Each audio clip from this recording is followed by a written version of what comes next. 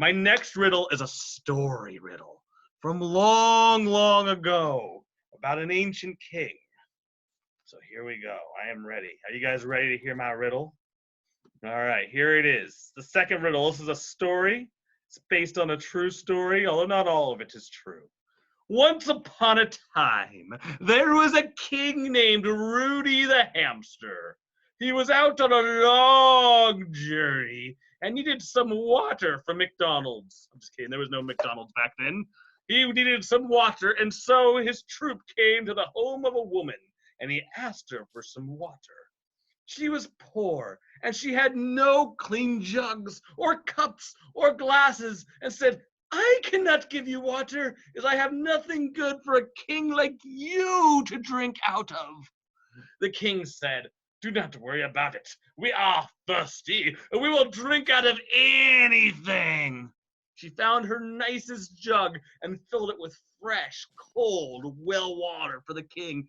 And he took a sip, and it tasted so good. He was so excited, and he just threw the jar up in excitement, and it shattered, and it broke. The lady looked down and said, oh my, that was my best jar. But it was worth it to help a king like you.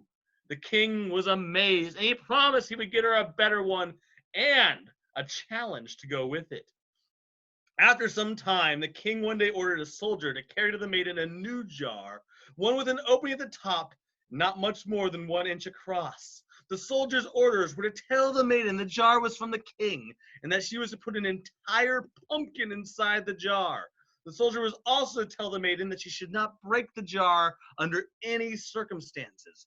Both the jar with a small opening at the top and the pumpkin must remain whole. If she could succeed, she would get a treasure worth 10,000 of the jars the king had broken. As she did not feel she could do it, she could keep the jar to replace the one the king had broken. She would win either way.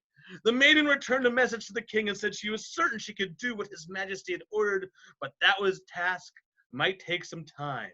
It took her several months. But after several months, she came to the palace and met with King Hamster, King Rudy the Hamster, and said, here we go. I have done it. And the king looked, and inside that jar, there was a pumpkin.